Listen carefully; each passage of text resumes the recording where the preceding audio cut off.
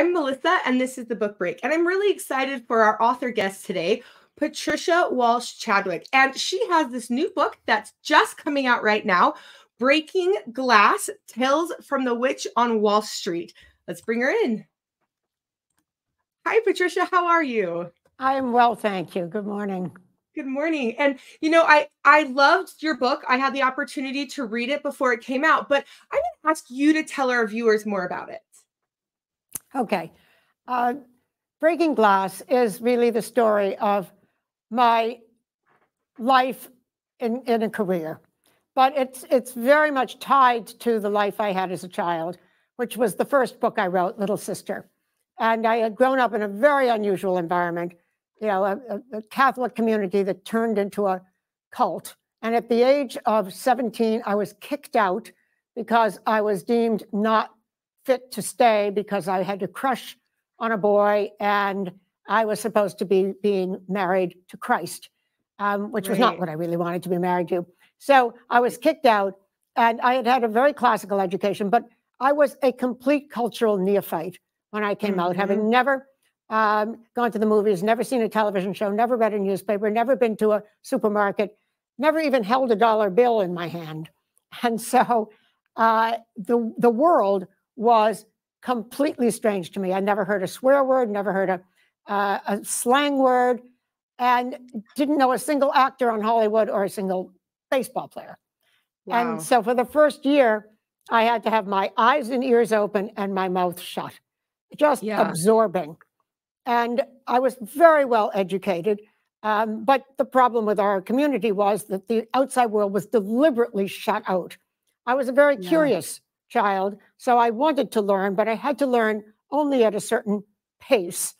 And I didn't want to, ask any questions that might out me as having grown up in this very unusual place. So that was the first book. But the second one then takes the story and starts with my very first opportunity outside in the world, which is I was allowed to go to secretarial school. The person that ran where I grew up, Sister Catherine, as we called her, she decided that I was not going to go to college, even though I had been accepted at both Vassar and Bates College. So I was left with what her decision was. I went to secretarial school, finished that in about 6 months, and then had to get myself a job. I was on my own. My parents, my siblings were all back at the community.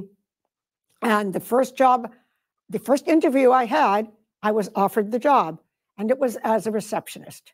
Yeah. And I just wanted to be the world's best receptionist. Yeah. And I did everything in my power to make myself available. I was adaptable. I wanted to make myself, invaluable to the partners and to the brokers. And I worked very hard at that. And a year later, the head partners, the two partners, asked me to go to New York and collect $5 million. I wasn't even 21 years old. And that $5 million was in 1968. Wow. Or 69, maybe. 69, I guess. And I didn't even know what a deal was. I didn't know, closing a deal. I figured it must be good because I was going to bring $5 million back. Right. And at the end of that night, when I brought the $5 million back from New York, the two partners were so pleased. They said, "We're taking you out to dinner at the Ritz-Carlton on Arlington Street in Boston." And that night in bed, I thought, oh, I wonder if I could ever have a job like the ones they have.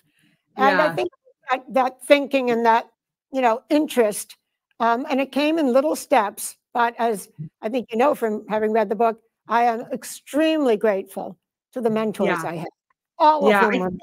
There were no women really around. Yeah, I felt like as I was reading it, that was one thing I definitely got from it, was how grateful you were for the mentors that you had and for the opportunities you were able to find. And one of the things I noticed in your book is you kept talking about how lucky you are, and wow, I'm just so lucky. And as the reader and a businesswoman myself, I kept looking at it and going, you were making your own luck. I mean, absolutely in business, there is luck. But you were making your own luck. I think you were one of the hardest working people I've ever read about.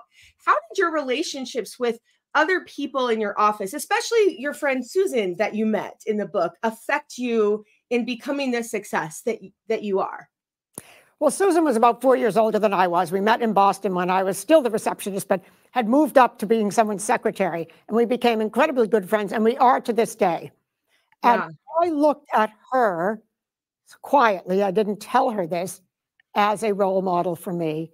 And she, as a mentor, she was a combo.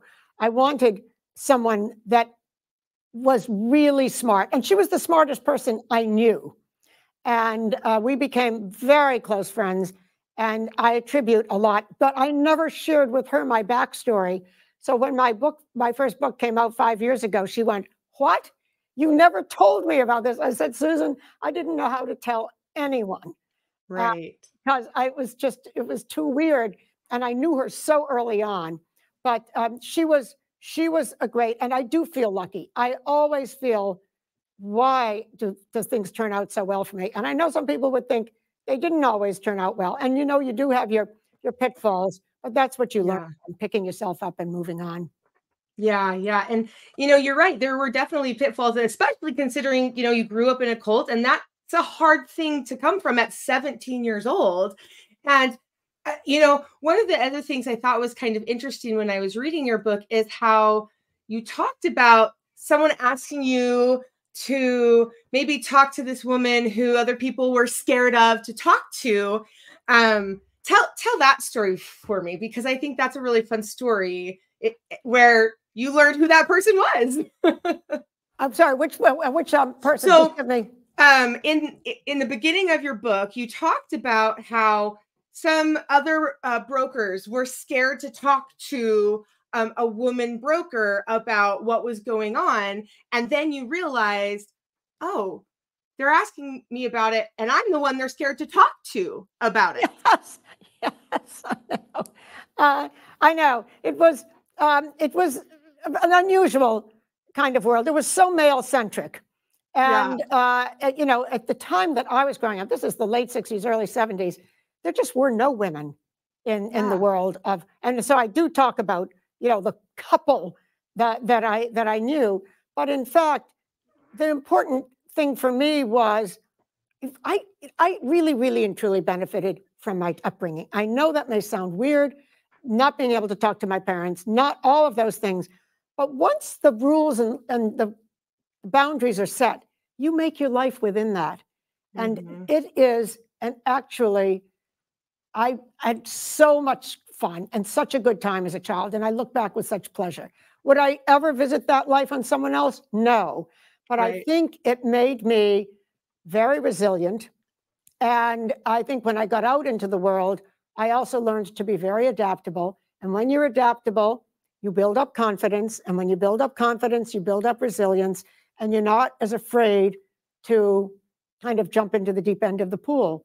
Yeah. And it was a very, I still am so grateful. Those mentors that I have, all of whom were men, at different points in my life, they made such a difference. And I don't think I would be where I am if each of them hadn't shown confidence in me. And so for that, I'm eternally grateful. Yeah. And I love that. And I think, one of the things I also got from your book was how you maintained being positive. Even when you went through hard things and you were ready for the next step, you always worked hard and you kept a positive attitude. What do you think would be a way for others in similar situations or trying to find a career that they're happy in that you would hope they would get from this book? Well, I do allude to the fact that sometimes I didn't get what I wanted. And I used to have a little sit down with myself. And I'd say, you have two options, not three. The option you don't have is just sit around and pout and be unhappy. If you're really dismayed, then find yourself a new job. However, there's another solution. You can just prove them wrong.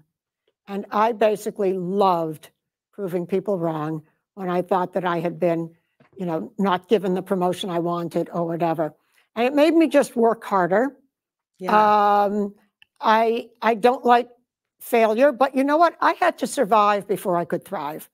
when I was kicked out of my home at the age of 17, survival was all I was focused on. Right. And you can't start to thrive until you have survived. And that survival was in some ways, quite terrifying. In my first book, I tell a story about actually hitchhiking and how I don't even like to think what the outcome might have been if I hadn't gotten up the gumption to scream at the driver and tell him to turn the car around and go back into Cambridge, which he did. Yeah. And I think he saw, well, I've got a fighter on my hands if I try to do anything. So, and you've read the book, so I've had some other quite traumatic experiences. Yeah. And in fact, when those happen, from my standpoint, I just had to bury them in the back of my mind and move on. And I didn't tell my parents about that particular event, which was a sexual abuse one, for 30 years. For 30 years. But so, it's very good to have a mentor. I couldn't even tell a mentor that problem because my mentor was in the office and that guy was the big producer. Right. And I was the receptionist in the miniskirt. So who are they going to blame? Right. And so you sometimes have to learn the hard way. But, little successes. And that's why I say adaptability is so strong, so important. I like to be able to tell young people, be adaptable. Ask for advice. Ask for questions. Ask questions to get answers. And if you do that, that leads to confidence. And when you have confidence, that leads to more confidence, and that allows you to become resilient when something doesn't work out. It's really, it's a slow process. Nobody gets from point A to point B immediately. And I had no idea what career I wanted. None. Yeah. So I just wended my path with everything that came along and came out with, I think, one of the luckiest girls in the world, really and truly. Well, I loved your book. I encourage our viewers to go get it, read it. You're going to love it. And thank you so much for being here with us today, Patricia. Oh my goodness. Thank you for having me. I so appreciate it. Oh, thank you. And to our viewers, we'll see you next time.